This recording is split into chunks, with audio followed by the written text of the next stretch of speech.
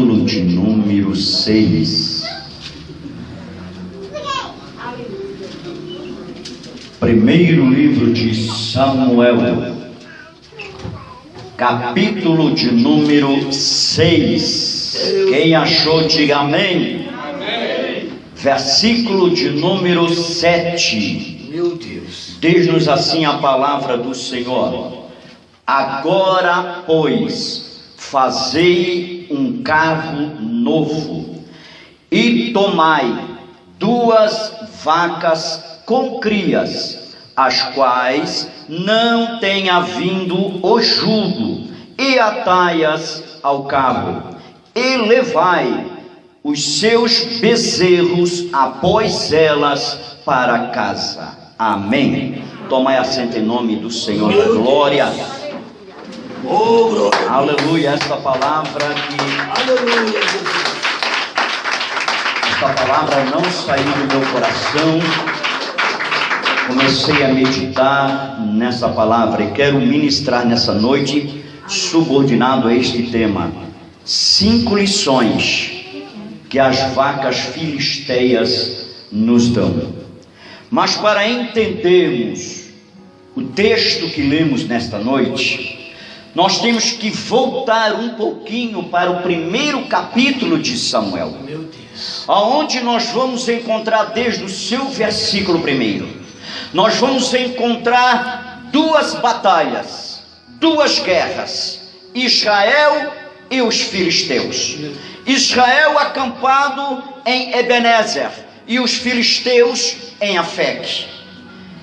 Se você observar o versículo de número 2, a Bíblia vai nos mostrar que nesta peleja, Israel ele perde 4.000 homens. Eles se espantaram, os guerreiros, os soldados israelitas, judeus, preparados na batalha. Eles ficaram assustados porque perderam aquela batalha e 4.000 homens morreram. Meu Deus. Dentre eles estava Ofni e Finéias. E naquele momento certamente fizeram uma reunião, começaram a conversar entre si e começaram a dizer: olha, nós perdemos a batalha porque a arca da aliança não está em nosso meio, por isso perdemos. Vamos buscá-la, ela está em Siló. E assim o fizeram. Buscaram a arca da aliança em Siló. Quando retornou, quando voltou, quando trouxeram a arca da aliança, que ela foi apresentada, colocada no meio do povo, dos guerreiros de Israel, a Bíblia vai nos dizer, você observando o capítulo 4 de 1 Samuel, em que houve um grande regozijo, uma grande alegria, foi tanta, em que a Bíblia diz que os filisteus, eles ouviram o brado de regozijo, o brado de alegria, e eles disseram: o que está acontecendo? Por que esse júbilo, essa alegria grande no meio de Israel? Eles disseram, algum dali, mensageiros já disseram: é porque a arca da aliança está no meio deles, a arca da aliança chegou no meio deles. Os filisteus, eles disseram, porque eles conheciam a história de Israel e conheciam a história do Deus de Israel, de tudo que Deus fizera no meio deles. Eles disseram: quem vai poder com esse Deus tão grande? Quem é nós? Olha, imagine o que eles disseram: como vamos poder com esse Deus? O que está acontecendo? Eles estavam se diminuindo. Nós somos guerreiros, mas só que esse Deus que está no meio deles, ninguém pode. Nós somos guerreiros experimentados em batalha, mas com esse Deus nós não somos nada. Mas só que os filisteus, entenda, escute, os filisteus, eles estavam naquele momento enganados, não com Deus, mas com Israel. Porque para os filisteus, eles disseram: se a arca da aliança está ali no meio, se o povo, se Deus está no meio do povo, não vamos vencer esta guerra, nós vamos perder esta guerra. Mas só que os filisteus não sabiam de um detalhe: é que no meio de Israel, dos guerreiros de Israel, tinha 2 homens, Ofni e Finéias, filho do sacerdote Eli, que estava em pecado, estava em falta com Deus. Os filisteus já começaram a imaginar que a batalha deles já estava perdida, e Israel estava ganha. Mas só que Deus estava ali, a arca estava ali, mas Deus cruzou o braço para Israel. Deus, ele cruzou os braços no meio do exército. Por quê? Porque tinha pecado no meio do povo. E quando há pecado, amado, na vida do homem e da mulher, saiba de uma coisa, não sente a presença de Deus mesmo. É verdade. O culto pode ter uma glória, uma bênção, mas se tem pecado na vida do homem e da mulher, você não sente a presença de Deus. Não tem como o Espírito Santo ele operar, não tem como o Espírito Santo ele agir, não tem como ele avivar, porque tem pecado. Deus ele só age depois de uma confissão. É verdade, Senhor. A arca estava ali. Meu Deus do céu. Quando começou a peleja, Ofni e Finéia, todos os guerreiros disseram: olha, a vitória já é nossa, a arca da aliança está em nosso meio, está garantida a vitória. Mas você observar 1 Samuel capítulo 4, versículo 10, o final do versículo 10, a Bíblia vai dizer que 30.000 homens morreram agora na batalha. Já não era 4.000, agora era mais 30.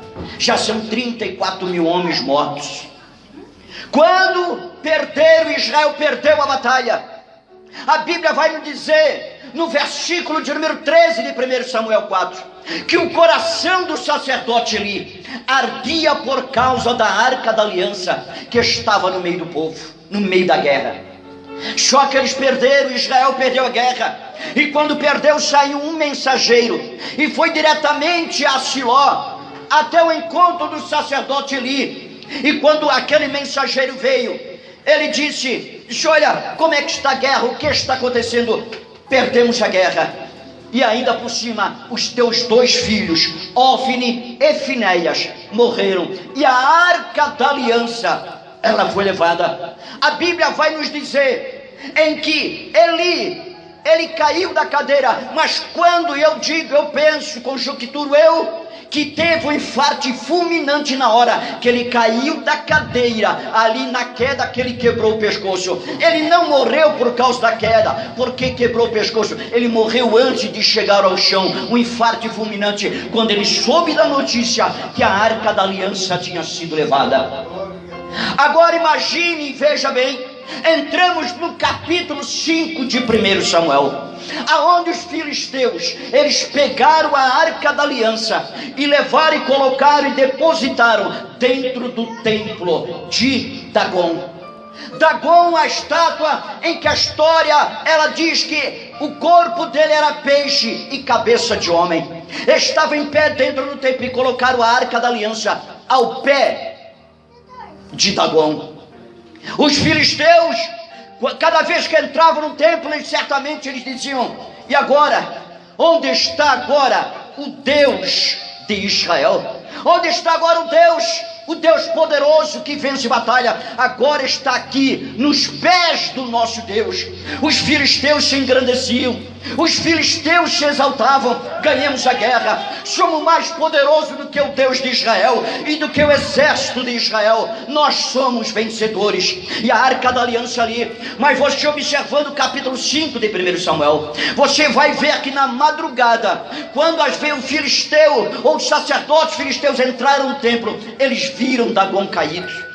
Quando viram Dagon caído, levantaram novamente e não contaram para ninguém saber da história. Mas depois novamente, ali de madrugada foram e ali encontraram Dagon caído novamente, seu pescoço, suas pernas, seus braços, de um lado para o outro, só o tronco estava ali separado de todo o resto. Amado, ali era um sinal que Deus estava dizendo: eu estou aqui, mas não estou morto. Eu estou aqui, mas sou poderoso. Eu estou aqui, mas ninguém me humilha. Amado, ninguém brinca com Deus. Não pense por eu ser crente, você é crente. Carregamos uma carteirinha dentro ou junto conosco, somos o bambambam da terra, não somos nada. Não pense em você errar, não pense em você pecar na presença de Deus, que você vai conseguir o céu com facilidade. Não brinca com Deus, porque Deus é justiça, e aqui o que eu e você fazemos aqui Deus vai cobrar de mim e de você. Aqui se faz, aqui se paga. É o grande adágio popular. É por isso que Gálatas 6:7 diz: o que o homem ele plantar, ele vai colher. Ele vai, se você planta maldade, você vai colher maldade. Se você planta amor, você vai colher amor. Se você planta justiça, vai colher justiça. Se você planta pecado, você vai colher pecado, corrupção, imoralidade e o afastamento de Deus e sem salvação. Ali estava Deus. A história vai nos dizer deste grande Dagon. O que a história nos diz? Em 2500 antes de Cristo, a história vai nos dizer que Dagon era muito adorado, venerado na sua época. A história vai nos dizer, nos anos 2000 antes de Cristo, na cidade de Ugarat, foi encontrado pelos arqueólogos um templo de Dagon. A história vai nos dizer, nos anos 1850 e 1750, em que ele era muito venerado, ali pelo reinado de Hammurabi da Babilônia e do reino de Mari, ele era venerado, ele era adorado. A história vai nos dizer que nos anos de 1550 a 1220, a história nos diz que nesta época, na cidade de Asdod, ele era venerado como deus da agricultura. E no reino de Amarna, ali nesta época, eles adoravam a Dagon, mas com o nome já de Baal. Dagon era um deus internacional para a sua época. A história vai nos dizer em que tinha templos na cidade de Asdod, de 1 Samuel 5. Tinha templo em Gaza, Juízes 16 e 23. Tinha templo em Bet-Sean, norte da Síria, aonde a cabeça do rei Saul foi pendurada, 1 Crônicas 10 e 10. A Bíblia vai nos dizer no 2º século antes de Cristo, em que na época dos Macabeus, é só você ler o primeiro livro dos Macabeus, não o livro canônico, o livro apócrifo, mas primeiro livro dos Macabeus, capítulo 10, versículo de número 83 a 85, está falando de Dagon na cidade de Asdod. Era um deus adorado por muitos. Os amorreus adoravam Dagon. Agora a Arca da Aliança foi depositada neste templo e Deus de Israel estava dando uma lição a eles. Eles se espantaram, por quê? Porque quando a Arca da Aliança estava ali, Deus começou a atingir toda a cidade, todo o povo com enfermidades, com pestes.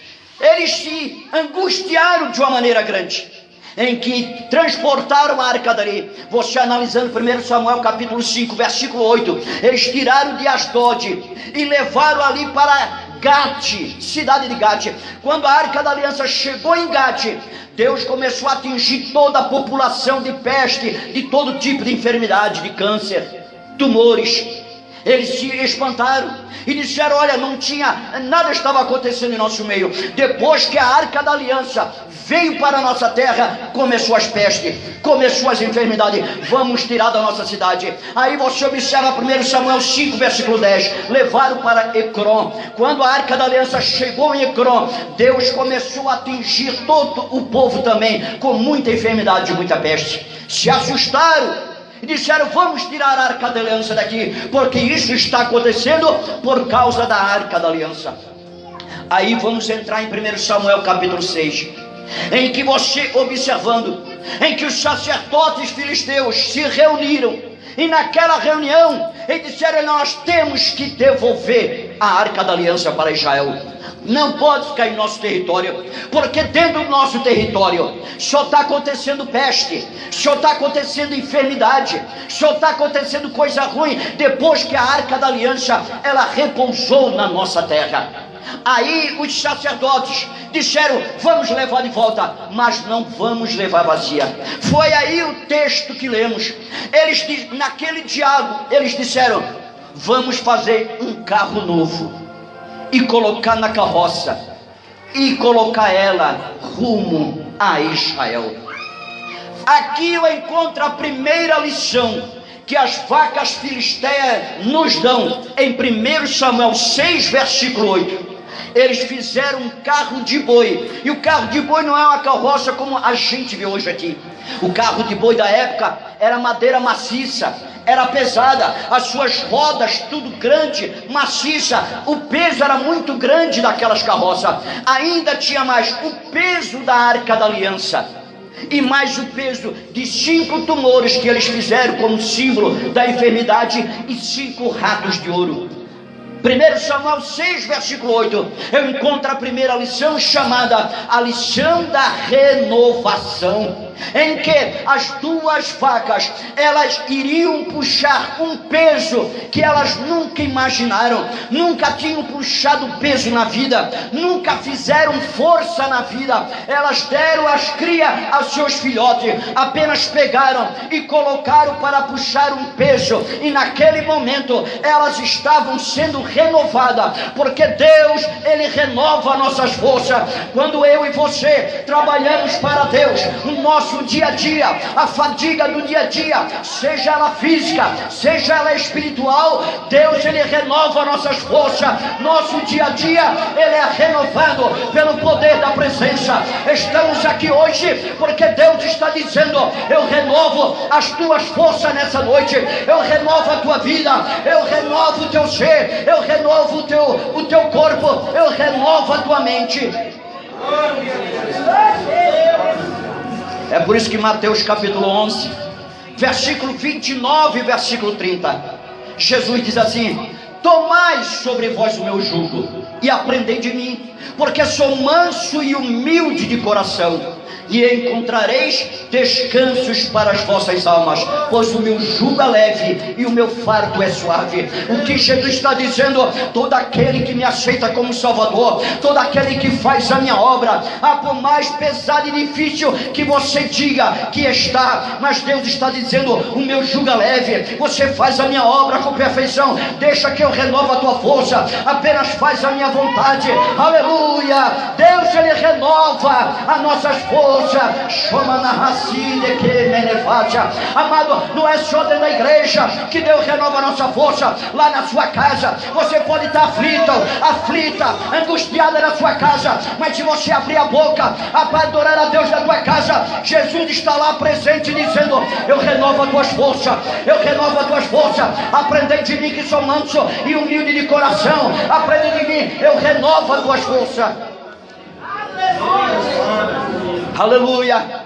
Quando o apóstolo Paulo, ele escreve sua segunda carta aos Coríntios, capítulo 4, versículo 16 e 17, ele diz assim: não desfalecemos, ainda que o nosso homem exterior se corrompa, o interior, ele se renova de dia em dia, pois a nossa leve e momentânea tribulação produz em nós o eterno peso de glória acima de toda a comparação.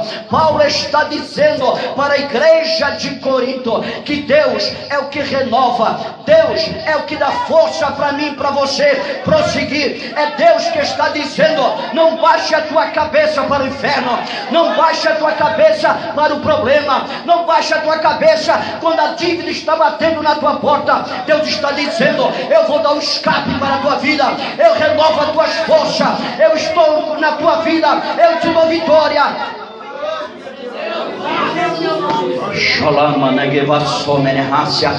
Amados, aquelas 2 vacas filisteias, elas estavam recebendo forças de Deus, força, porque quando aquelas vacas filisteias, elas deram a cria, elas ficaram fracas fisicamente, sem forças, sem ânimo, mas pegaram no momento que deram a cria, pegaram, já colocaram a puxar um carro de boi, onde estava a Arca da Aliança depositada em cima, que é a presença de Deus, símbolo da presença de Deus. E se eles estavam puxando, fazendo força, carregando a carroça com a Arca da Aliança em cima, e Deus dos céus estava dizendo: vocês animais. Vocês estão fracas, eu sei que vocês estão fracas, mas só que vocês estão ali no caminho, a presença sobre os vossos ombros. Então eu dou força para vocês caminhar, eu dou força para vocês prosseguir a sua jornada. Não é diferente de mim e de você, amado. Vivemos num mundo de angústia, vivemos num mundo em que o diabo está lutando contra a igreja, em que o diabo está lutando contra a minha e a tua vida, para nós parar, para nós desistir na nossa caminhada. Vê aflições, vê levantes de tudo quanto é tipo para a nossa vida, mas Deus está dizendo nesta noite: eu dou força para você prosseguir hoje. Deus quer que você saia daqui com força espiritual. Deus quer que você saia daqui fortalecido, fortalecido, fortalecido. Diga para quem está do seu lado: Deus te dá força hoje, Deus te dá força hoje, meu pastor. Deus está te dando força hoje, Deus está dando força para você hoje. Anima-te na presença de Deus, exalta a Deus, glorifica a Deus. Jesus está aqui, Jesus está aqui. Sinta a presença dele, sinta a presença dele. Deixa o Espírito de Deus ele te renovar agora, deixa ele te renovar agora, deixa ele te renovar agora. Sinta a presença dele agora. Abra a boca da glória a Deus, abra a boca da aleluia agora. Se você é batizado com o Espírito Santo, comece a falar mistério agora, agora, agora, agora, agora, agora, agora. Receba, receba, receba de Deus, receba, receba, receba, receba, receba em nome de Jesus. Oh, aleluia! É Deus que dá força, só Deus. A segunda lição que aprendemos com as vacas filisteias está em 1 Samuel capítulo 6, versículo de número 10. A segunda lição chama-se a lição da renúncia, em que quando as duas vacas filisteias, escute e entenda, elas deram a cria aos seus filhotes.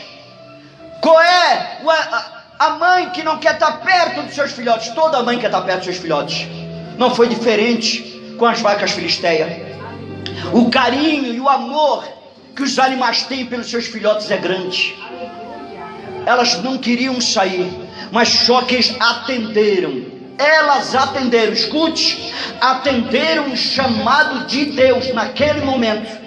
Deixar as suas crias de lado para atender um chamado de Deus. Renunciaram os seus filhotes para atender o chamado de carregar a arca da aliança até a terra de Israel. Amados, a segunda lição é a lição da renúncia. Se muitas das vezes nós não renunciarmos, picuinhas que às vezes tem na nossa vida, em que está muitas das vezes atrapalhando o nosso contato e comunhão com Deus, não vamos ter vitória. Deus está requerendo renúncia nesta noite. Aleluia. É por isso que Mateus 16 e 24 Jesus diz: quem quiser vir após mim, quem? Ele não obriga. Jesus nunca obrigou. Ele disse: quem quiser vir após mim, renuncia-se a si próprio, a si mesmo, todas as coisas, tudo aquilo que eu e você estamos apegados, renuncia-se, tome sobre si a sua cruz. A cruz é pesada, vem e segue-me. Aleluia. Quando eu e você renunciar, pode ter certeza que problema vai se levantar, o diabo vai se levantar, a cruz é pesada, mas Jesus diz: eu renovo as tuas forças no momento que você renunciar tudo aquilo que agrada a você, que agrada aos teus olhos, agrada a tua carne, tudo aquilo que me desagrada. Se você renunciar, eu vou dar vitória. Renuncia, renuncia, renuncia, que tem um lugar reservado na glória. Quer ser usado por Deus nos últimos dias? Renúncia. O que está atrapalhando a tua vida? O que está atrapalhando a tua comunhão com Deus? Todos nós queremos ser usados por Deus, mas tem que ter uma renúncia. Muitas das vezes aquilo que somos mais apegados, e estamos perdendo tempo, deixando de ter comunhão com Deus, porque está faltando uma renúncia. Gálatas capítulo 2, versículo 20. Paulo vai dizer à igreja de Gálatas desta maneira: estou crucificado com Cristo, não vivo mais eu, mas Cristo vive em mim. A vida que agora vivo na carne, vivo-a na fé do Filho de Deus, que me amou e a si mesmo se entregou por mim. Paulo está dizendo: a vida que eu tenho hoje, eu não vivo mais, Ele é meu dono. Jesus que manda na minha vida, Jesus manda em cada passo que eu dou, é Jesus que comanda, é Jesus que está na direção. Porque eu renunciei, é isto que Paulo está dizendo: eu renunciei tudo para fazer a obra do Senhor, eu renunciei tudo para atender o chamado do Senhor. Olha o que Paulo escreve no capítulo 6, versículo 14, para a igreja de Gálatas ainda. Ele diz da seguinte maneira: longe de mim esteja eu me gloriar-me, a não ser na cruz de nosso Senhor e Salvador Jesus Cristo, a qual o mundo está crucificado para mim e eu para o mundo. Paulo está dizendo: eu vivo no mundo, mas eu não sou do mundo. Eu vivo no mundo, mas o que está no mundo não me agrada mais. O que está no mundo não serve mais para mim. O que está no mundo não traz mais edificação para mim. Eu apenas caminho pelo mundo, mas para ganhar almas para Cristo, meu Senhor e Salvador. É isto que Paulo está dizendo: eu estou crucificado em Cristo, minha vida está em Cristo, o mundo está crucificado, não tem nada mais que me agrada. Não adianta. Como está a tua vida espiritual hoje, na presença do Deus vivo? Você ter renunciado para agradar a Deus, ou você está da mesma forma ainda? Aleluia! Como está a tua vida hoje na presença do Senhor? Oh, aleluia! Deus quer uma renúncia nos últimos dias. Renúncia, porque Jesus, Ele está voltando. Renúncia. O que está te agradando lá fora, que você está perdendo a comunhão com Deus? Eu não canso de dizer isso, me desculpe que eu acho que eu já falei isso. Quantas pessoas perdem mais tempo na frente da televisão? Porque é o que mais tem matado crente nos últimos dias, na sua vida espiritual. Muitos crentes têm perdido a espiritualidade, a comunhão com Deus. Quantos crentes é viciado na televisão, filmes, desenhos? Que Deus tenha misericórdia. Eu fui pregar numa igreja aí, não vou dizer o nome da igreja, a placa. Fui pregar numa igreja, acabei de pregar. O pastor que tinha ido me buscar de carro, ele e a irmã dele, que era pastora da igreja, que cuida da igreja. Quando nós embarcamos no carro para voltar, a primeira coisa que eles fizeram foi ligar a tela da televisão dentro do carro para assistir o programa do Faustão. Quando eu embarquei no carro, que eu vi já aquilo dentro de mim, eu disse: misericórdia. Que Deus tenha misericórdia. Eu disse: irmã, não tem outra coisa aí para vocês colocar? Não tem um louvor aí? Ah, tem, pastor. Ah, tem. Ficou naquela buscando, só enrolando e no fim não botou. Viemos de lá até o ponto onde eu estou residindo, eles assistindo o programa do Faustão. Irmão, não adianta nós querer ser santo dentro da igreja. Não adianta nós querer dar uma de crente dentro da igreja, seja com vestido comprido, cabelo comprido, seja com paletó e gravata. Não adianta nós perder tempo dentro da igreja, irmão. Aqui todo mundo é santo, todo mundo é fiel, todo mundo tem um nome escrito no livro da vida. Eu quero ver lá fora. Lá fora tem muito crente estragado que está dentro da igreja, que é só aparência. Aleluia, Deus, Ele não quer aparência. Deus, Ele quer renúncia para poder usar. Não perca tempo, pelo amor de Deus. Não estou dizendo para jogar televisão fora, não estou dizendo para vender, estou dizendo: perca mais tempo com Jesus do que com a televisão. Tem crente que tem televisão dentro de casa, coloca a pregação, coloca louvor, aí sim é bom. Mas o crente que perde tempo, irmão, eu conheci uma missionária em Santa Catarina, que sou de lá, os irmãos já sabem. O vício dela era novela da tarde, todo dia. A mulher era viciada na televisão. nas novelas da tarde, acabava o culto, ela vinha rapidamente depois do culto para ver as novelas da noite. Viciada em novela. Por que então não perde mais tempo de joelho na presença de Deus? Tem quanto crente viciado em novela? Tem quanto crente viciado em filme? Não é filme, pastor, não é novela, é desenho. Então deixa o desenho de lado e dobra o joelho, vai para a presença de Deus. Aleluia. Não é o desenho que vai te edificar, não é a novela que vai te edificar, não é filme que vai te edificar ou te salvar. Deus está dizendo, tem que ter renúncia. O tempo que a vez você perde, mas na casa da vizinha conversando, vai se converter e vai dobrar o joelho e vai buscar a Deus. Que tem irmã que vive mais tempo na casa dos outros do que dentro de casa. Tem serviço, tem louça, tem coisa para fazer dentro de casa, mas deixa tudo ali para ir fofocar na casa dos outros. Deus está dizendo, é renúncia que eu quero. É por isso que Provérbios 25:17 diz assim: retira o teu pé da casa do teu vizinho, para que ele não se enfade de ti e te odeie. Ao invés de tanto a irmãzinha ir lá na casa da outra irmãzinha, no fim fica uma casa atribulada. A casa que era de sossego, a casa que era de paz, agora não tem mais paz, porque a irmãzinha está todo dia ali. A irmãzinha não sai dali. Ô esposa, a irmã aqui de novo, tadinha, nego, o que tem? Tadinha, tu é bobo, ela é simples, ela é humilde. Tadinha, o que tem mal? Tadinho, o diabo está entrando com o tadinho no sapatinho de algodão.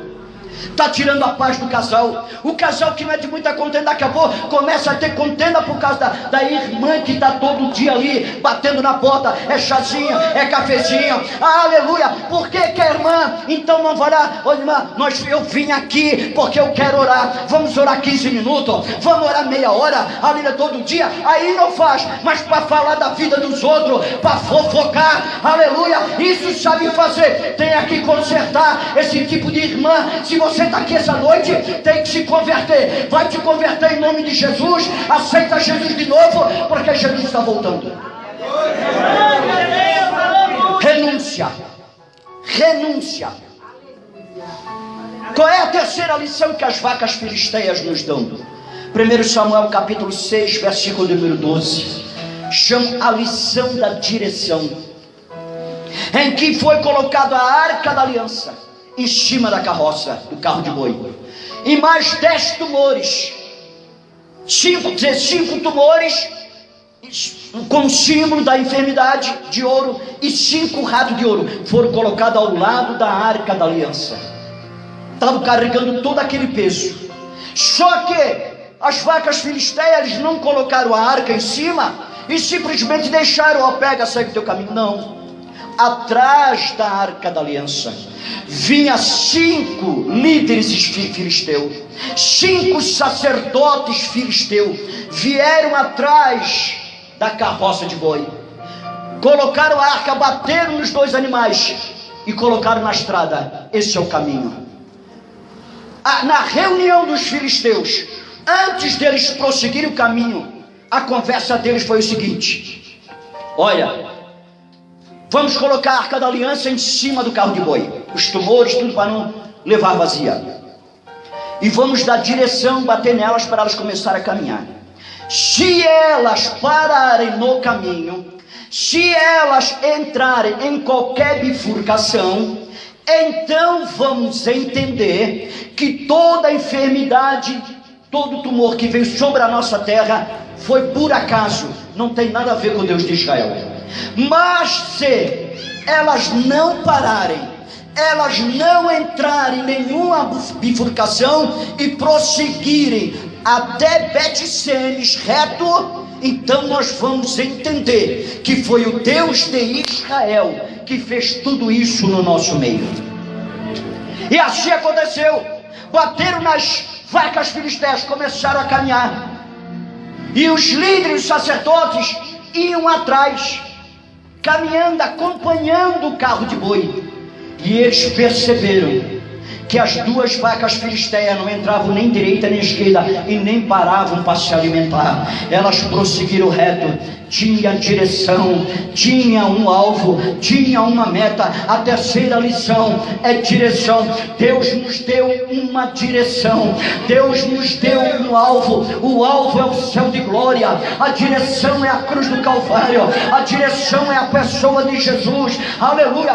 Não te afaste, pelo amor de Deus, desta direção. Jesus, aleluia, está dizendo nesta noite, no momento que você me aceitou como Salvador, no momento que você começou a buscar a minha presença, eu te dei uma direção. Não saia desta direção. Isaías capítulo 30, versículo de número 21 diz assim: quer te desvies para a direita, ou quer te desvies para a esquerda, ouvirás uma voz atrás de ti, dizendo: este é o caminho, andai neles. Deus está dizendo: não entra nem esquerda nem direita, prossiga em nome de Jesus de Nazaré. É por isso que o Salmo 23 e o versículo 2, o salmista Davi vai dizer assim: guia-me às águas tranquilas. Ele estava pedindo uma direção de Deus. Ele estava dizendo: Deus, tem misericórdia da minha vida, eu quero caminhar em paz. Guia-me às águas tranquilas, dê sossego na minha jornada. É por isso também que o Salmo 73 e o versículo 24, a parte A, Asaf vai dizer da seguinte maneira: guia-me com os teus conselhos. Asaf, o grande cantor, ele estava dizendo: eu quero ser guiado por ti, meu Deus, porque só tu tem o melhor conselho, só tu tem a melhor direção. Guia-me no teu bom conselho. Amado, eu pergunto a você nesta noite: que conselho você está recebendo? Aleluia. Pastor, de vez em quando eu recebo conselho da minha vizinha que não me agrada. Às vezes eu recebo conselho lá no meu serviço, coisas que não me agradam. Tem hora que eu fico até meia capenga na fé. Deus está dizendo que Ele deu uma direção para a tua vida. Não saia desta direção, pelo amor de Deus. Não entre em nenhuma bifurcação. 1 Crônicas capítulo 12, quando Roboão assume o lugar do pai Salomão, Roboão tinha a seu dispor os sacerdotes, os conselheiros anciões. E quando Jeroboão veio conversar com ele, Jeroboão diz: olha, teu pai colocou um jugo pesado em nós, eu quero te pedir, alivia esse jugo. Aí, em vez de ele buscar conselho com os anciões, ele foi buscar conselho com os da mesma idade dele, que cresceram no mesmo ambiente, porque estavam dentro do palácio. Eram filhinhos de papai, eram filhinhos de sacerdote, eram filhinhos ricos, mimados que estavam ali. E disseram: não, se teu pai colocou um jugo, dobra o jugo, é mais pesado. Olha o conselho que Roboão foi fazer e foi buscar. Amado, não busca conselho de ninguém, busca conselho do pastor da igreja, busca conselho com a esposa do pastor da igreja, busca conselho na oração, busca conselho com o próprio Deus de Israel, mas busca conselho. Não vai buscar conselho com quem não pode te edificar em nada. Não vai buscar conselho com quem não serve a Deus. Não adianta vir buscar conselho com a tua parente se não serve a Deus, a vez de dar conselho errado, ou seja tua mãe, seja teu pai, seja lá quem for, mas se não serve a Deus, busca em primeiro lugar o conselho de Deus. Busca em Deus em primeiro lugar, porque Deus sabe qual é o melhor para a tua vida. Deus sabe a direção que você tem que tomar. Estamos em rumo ao céu de glória. Aleluia. Quarta lição que as vacas filisteias elas nos dão. 1 Samuel capítulo 6, versículo de número 13. Chama-se a lição do testemunho. Quando a arca da aliança, o carro de boi, ela chegou em Bet-Semes, a Bíblia diz que o povo se alegrou, ficou feliz por ver a arca da aliança no meio deles. Sabe o que é isso? Testemunho. Testemunho. As vacas filisteias deram testemunho que levaram a arca da aliança até o destino final. Aleluia. Eu pergunto: qual é o nosso testemunho aí fora? Como é o nosso testemunho aí fora, na rua? Que tem crente que só a misericórdia de Deus. O testemunho é péssimo. Dentro da igreja é um santarrão, mas lá fora muitas vezes é boca suja. Aqui da glória, lá fora ou dentro de casa é briga, é contenda, é palavrão. Aqui muitas vezes o homem dá uma de santo, a mulher dá uma de santa, mas dentro da igreja é gato e rato brigando dentro de casa, em que os vizinhos escutam as brigas, a contenda, às vezes é palavrão, a ira dos dois, e o diabo está ali batendo palma dizendo: continua assim. É desse jeito que eu quero vocês. Qual é o teu testemunho lá fora? Aleluia. Hoje, desculpe o que eu vou dizer, as irmãs, mas hoje tem muita igreja que eu prego direto por aí. Tem muitas irmãs que as saias das irmãs hoje é uma vergonha. Tem irmãs que sabem se vestir decentemente, mas tem irmã que é só misericórdia. Não sabe se ela se veste já para mostrar. Essa é a grande verdade.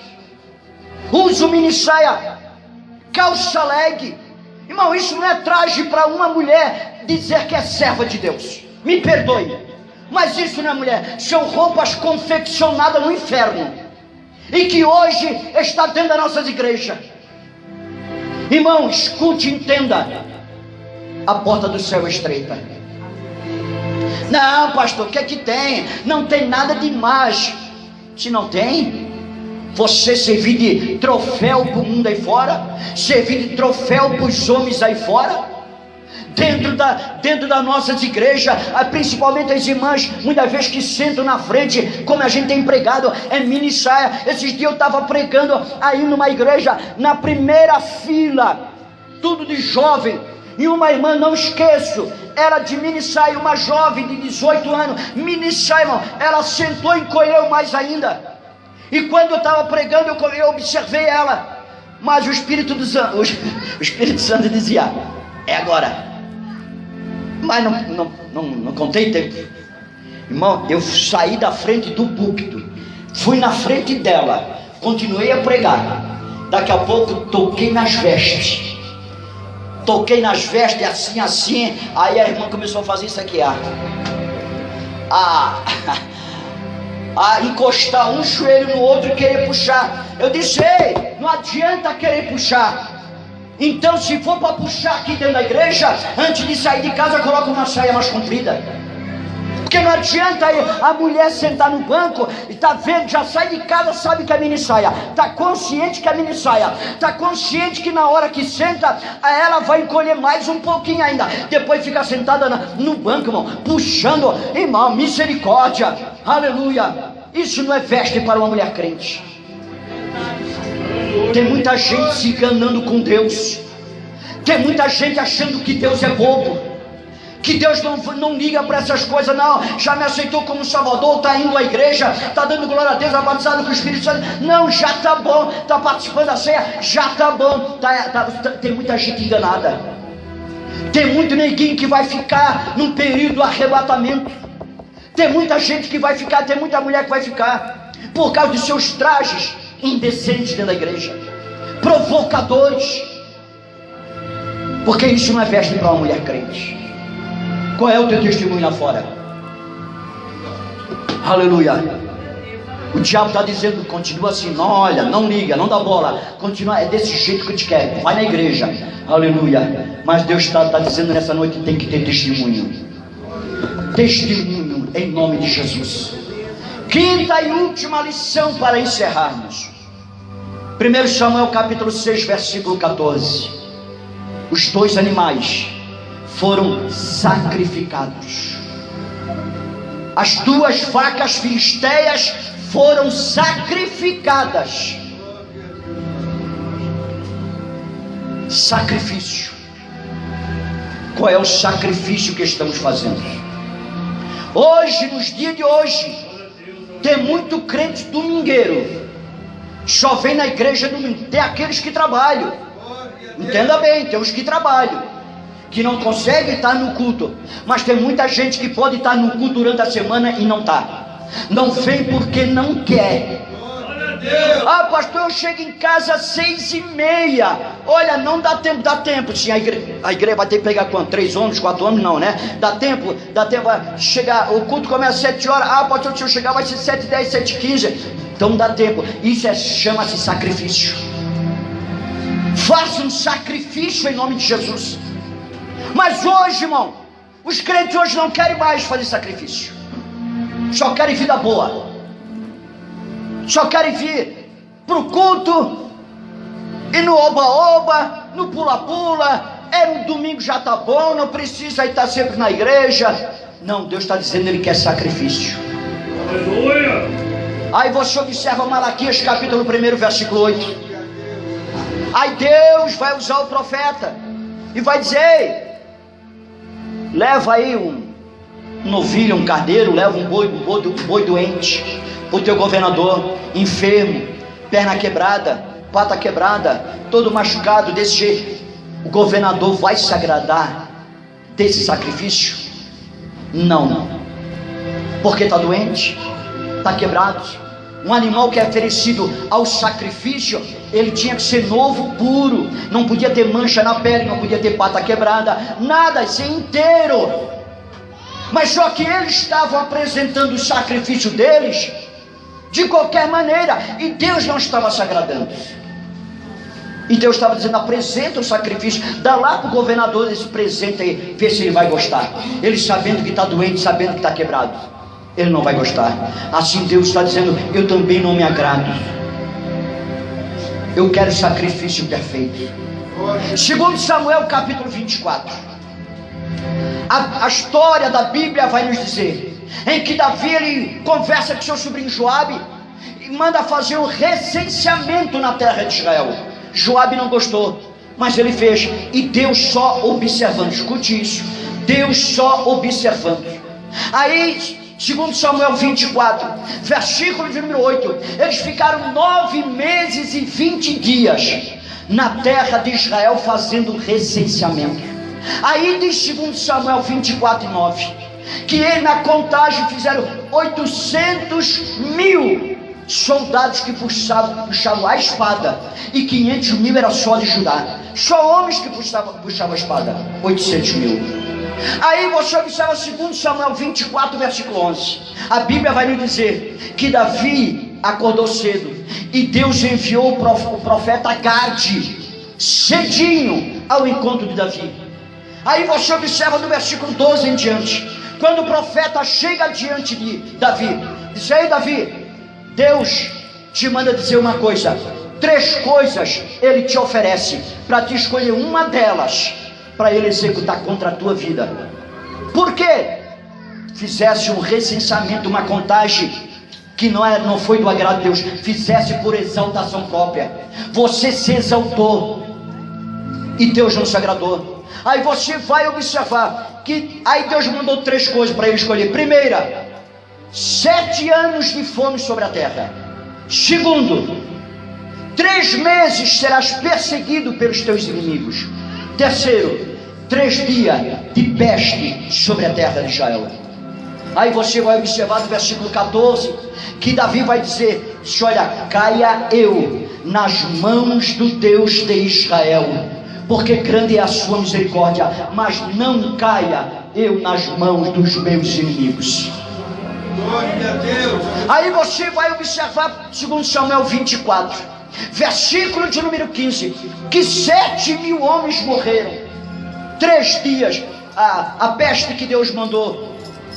Aí você observa 2 Samuel 24, versículo 17, em que Davi viu um anjo em cima sobre Jerusalém com uma espada. Aí o versículo 18 em diante, Deus envia o profeta Natã e vai dizer para ele: diz, olha, sobe a eira de Araúna e levanta um altar. Deus, ele viu que Davi estava se humilhando.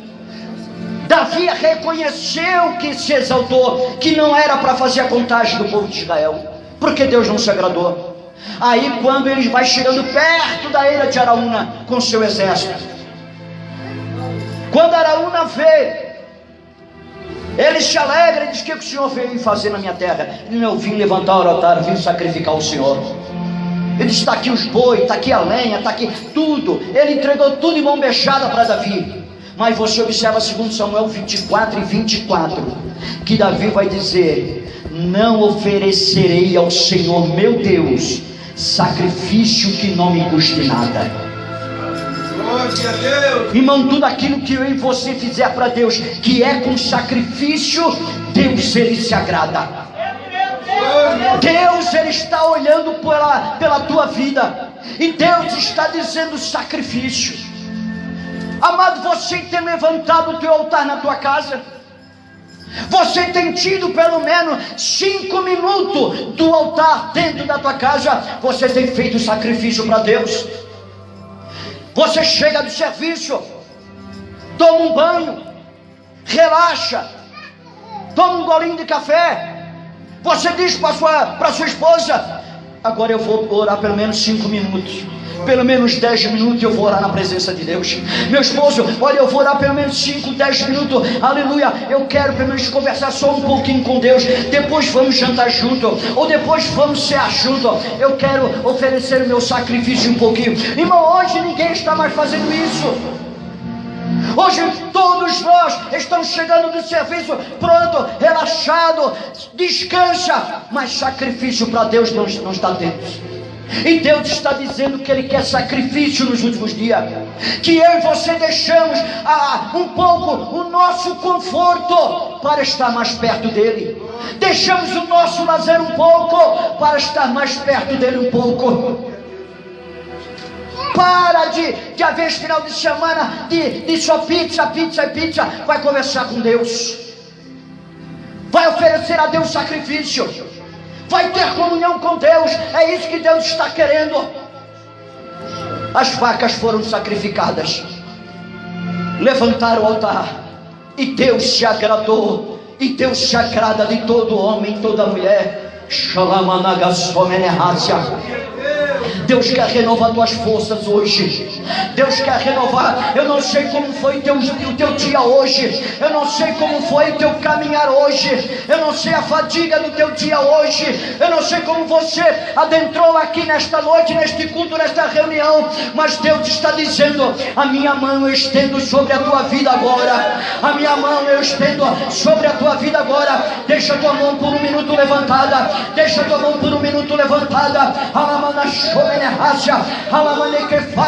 Pai, em nome de Jesus de Nazaré, papai, eu ministrei a tua santa e poderosa palavra. Senhor, eu te peço agora, essas mãos que estão levantadas agora, pai, eu te peço agora, toca agora, toca em cada mão agora, meu Deus, cada mão levantada, toca agora em cada coração